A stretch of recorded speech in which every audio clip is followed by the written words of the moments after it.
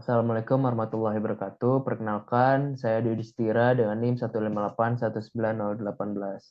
Pemaparan pada PPT ini yaitu mengenai pembahasan UTS Take Home SA4101 Pengelolaan Sumber Daya Air Berkelanjutan. Untuk pembahasan tersendiri itu terdiri dari beberapa bagian. Bagian pertama yaitu mengenai kasus banjir bandang di kota tempat tinggal beserta solusi teknis dan non-teknisnya. Untuk kasus banjir bandang yang saya ambil yaitu berada di Sumedang yang terjadi pada tanggal 4 Mei 2022. Hujan lebat dengan intensitas tinggi menjadi penyebab meluapnya Sungai Citengah dan Citundun. Kemudian aliran mengalir ke Sungai Cihonde yang menyebabkan banjir bandang dan menerjang desa Citengah, Cipancar, dan Gunasari. Berdasarkan hasil pemantauan, didapatkan pada hulu Sungai Citengah ditemukan longsoran yang penyebabnya itu adalah alih fungsi lahan yang menyebabkan daerah resapan air di hulu menjadi berkurang. Solusi teknis yang saya berikan yaitu dapat dilakukan perkuatan tebing sungai. Perkuatan tebing sungai dapat dilakukan dengan pasangan batu, batu bronjong, turap, dan lain-lain sehingga untuk menghindari longsoran yang terjadi pada tebing sungai. Yang kedua, yaitu melakukan konservasi das di hulu sungai. Konservasi yang dapat dilakukan itu seperti reboisasi ataupun restorasi agar air yang dapat teresapkan lebih banyak dibanding melimpas ke hilirnya. Yang ketiga, membuat saluran pengendali banjir atau floodway.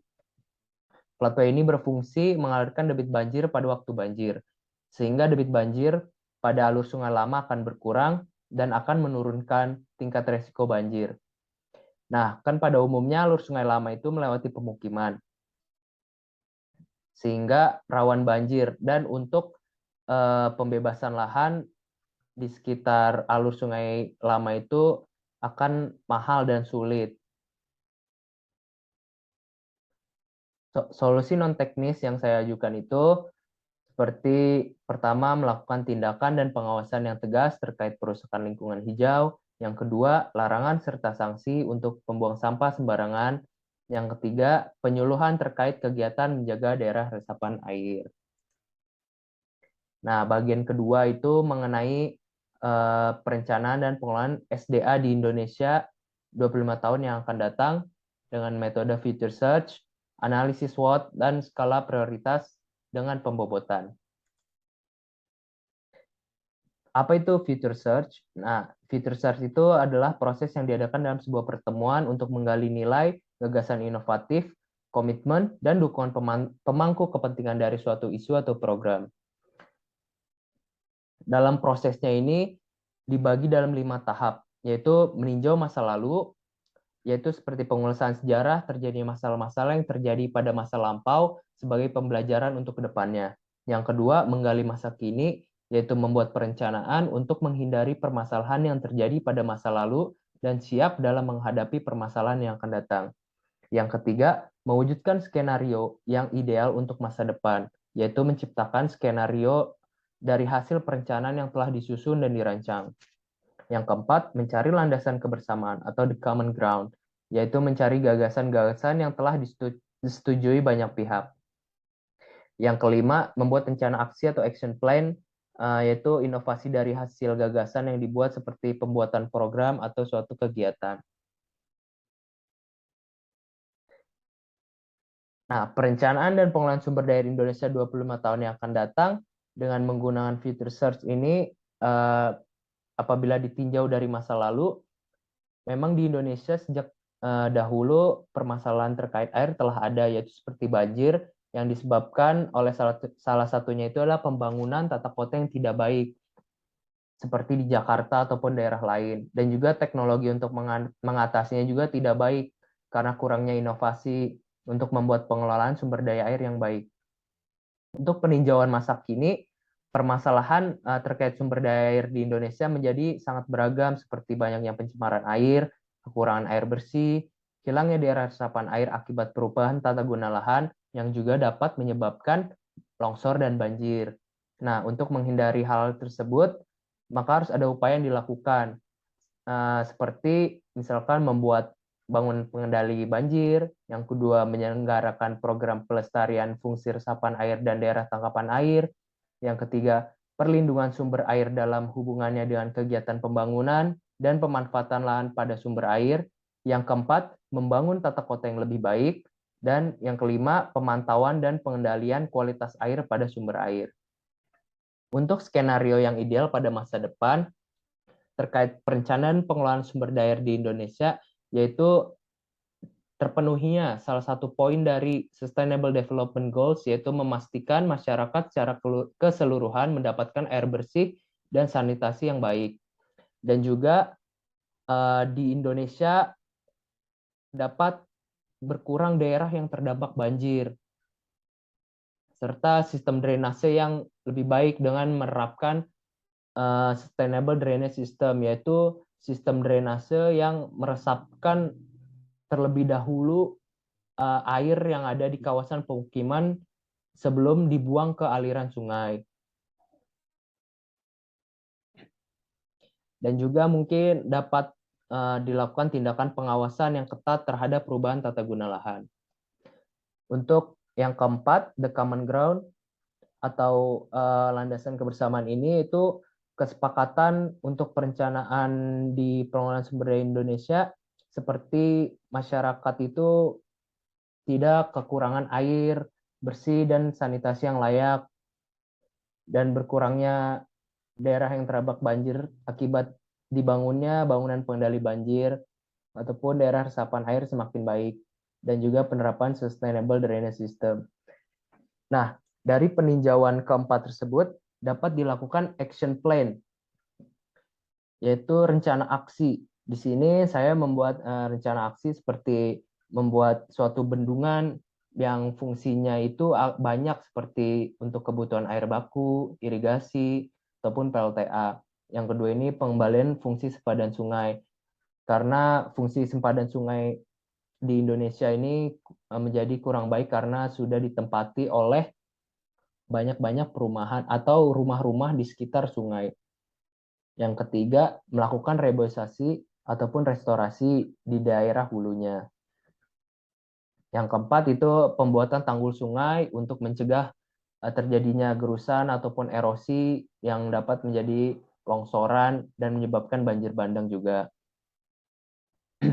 Terus yang kelima, dapat membuat saluran pengendali banjir seperti floodway tadi. Yang keenam itu dilakukan penerapan sustainable drainage system. Yang ketujuh, pembangunan kolam resapan untuk pengendali banjir. Dan yang ke-8, membangun bangunan pengendali sedimen. Nah, analisis SWOT yang saya buat, yaitu strength-nya di Indonesia terkait pengelolaan sumber daya air di Indonesia, yaitu memang Indonesia memiliki potensi sumber daya air yang besar. Yang kedua, mempunyai daerah resapan yang luas. Yang ketiga, kualitas sumber daya manusia yang baik dalam pengelolaan sumber daya air. Untuk weakness-nya ini, adanya perubahan tata guna lahan, kurangnya juga program pemerintah dalam mengatasi permasalahan sumber daya air. Yang ketiga, sumber daya manusia di bidang SDA juga masih terbatas. Yang keempat, banyak sepadan sungai tidak memiliki tanggul. Kelima, pengawasan yang tidak ketat terhadap perusahaan lingkungan. Untuk opportunities-nya itu adanya partisipasi masyarakat untuk menjaga lingkungan. Yang kedua itu kerjasama yang dapat dilakukan antara pemerintah dan akademisi ataupun instansi lain terkait pengelolaan sumber daya air. Dan yang ketiga, perkembangan teknologi yang dapat dilakukan untuk pengelolaan sumber daya air agar efektif dan efisien. Untuk threat-nya itu adalah cuaca ekstrim yang tidak dapat diprediksi, terus kesulitan pembebasan lahan, dan juga rusaknya fasilitas bangunan air akibat pemeliharaan yang tidak baik.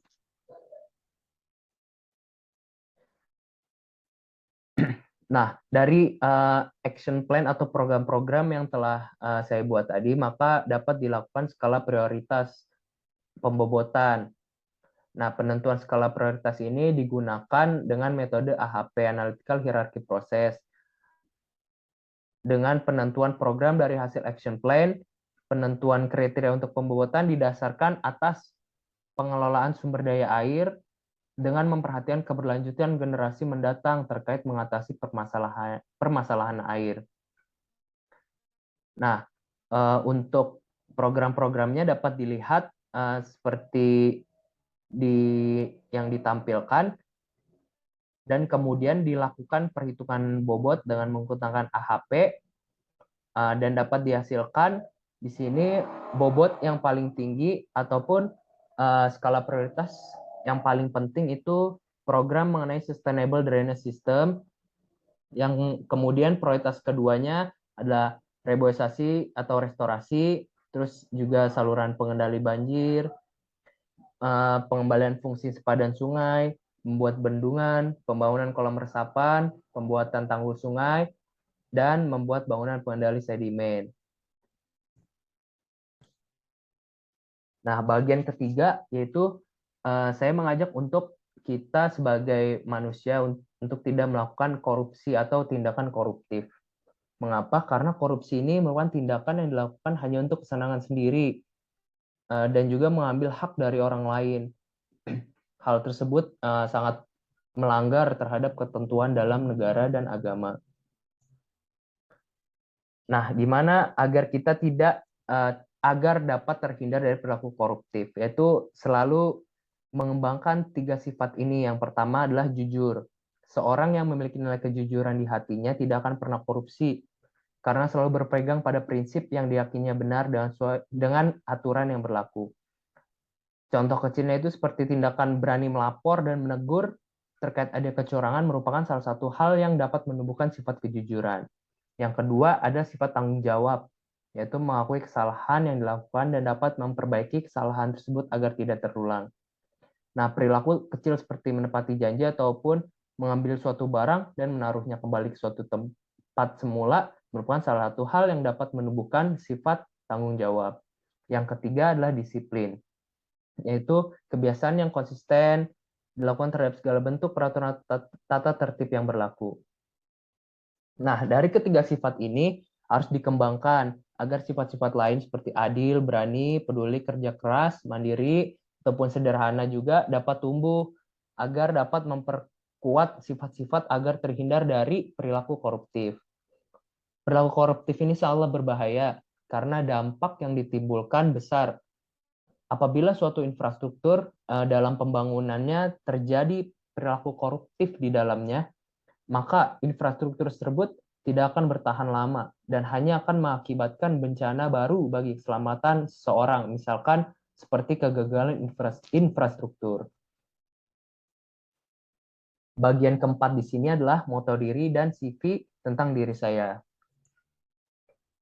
Moto diri saya yaitu sukses bukanlah hal yang kebetulan, sebab kesuksesan terbentuk dari kerja keras, pembelajaran, pengorbanan, dan cinta yang ingin dilakukan. Untuk CV saya tersendiri di sini, yaitu tentang pengalaman saya di bidang pengelolaan sumber daya air, di mana saya pernah melakukan kerja praktek di pembangunan Waduk Brigif, Jakarta Selatan. Dengan perusahaannya itu adalah Brantas Abipraya. Di sana saya melakukan perhitungan terkait debit banjir untuk saluran drainase warga, dan juga pengalamannya itu dari pengerjaan tugas besar mata kuliah TPSDA.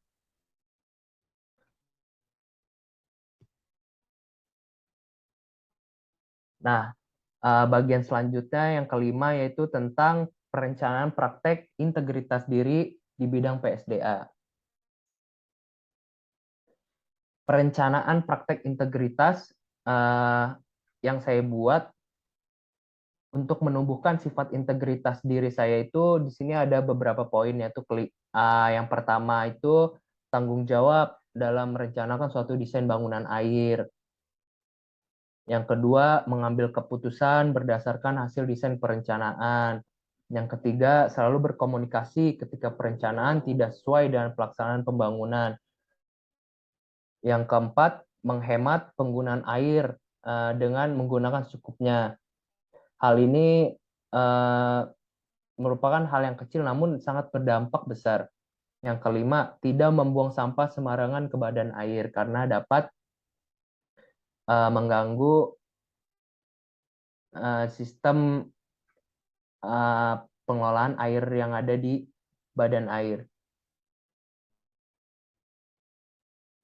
Untuk career planning saya, yaitu rencana untuk karir ke depannya itu saya akan mendaftarkan diri di PUPR ataupun perusahaan di bidang konstruksi, terutama perusahaan BUMN yang terkait dengan pengelolaan sumber daya air.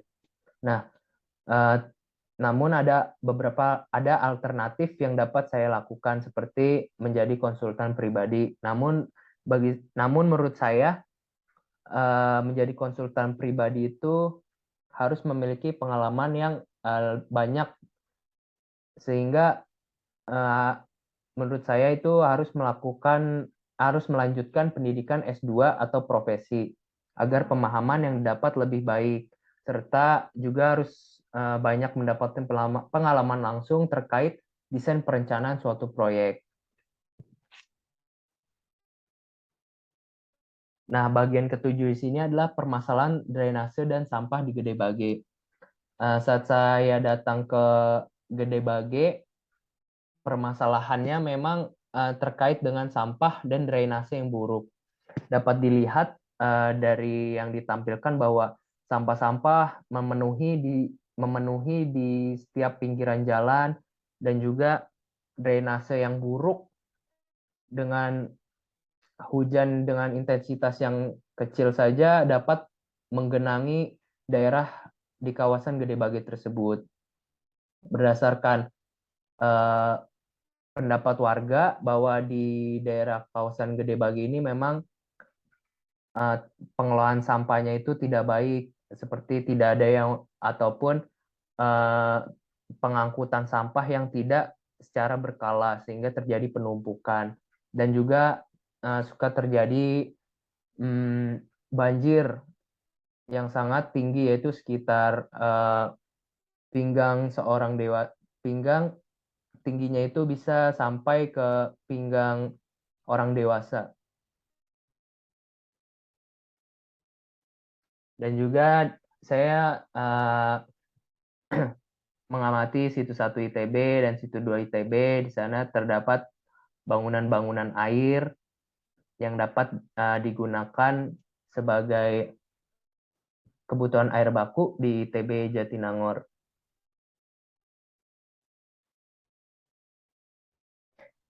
Nah, yang terakhir di sini saya berdoa untuk kesuksesan pengelolaan sumber daya air yang Indonesia agar selalu dipermudah dalam pengelolaan sumber daya air di Indonesia, bersama-sama dengan orang-orang yang telah dipilih atau ditakdirkan untuk melakukan pengelolaan sumber daya air di Indonesia.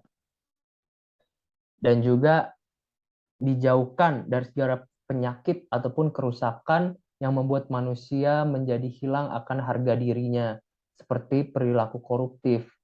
Dan juga janganlah juga menjadikan dunia ini sebesar-besar keinginan kami dan setinggi-tinggi harga ilmu kami. Dan janganlah juga kuasakan ke atas kami orang yang tidak menyayangi kami dan rahmat-Mu. Sekian pemaparan yang dapat saya berikan. Kurang lebihnya mohon maaf atas kesalahan kata yang saya sampaikan.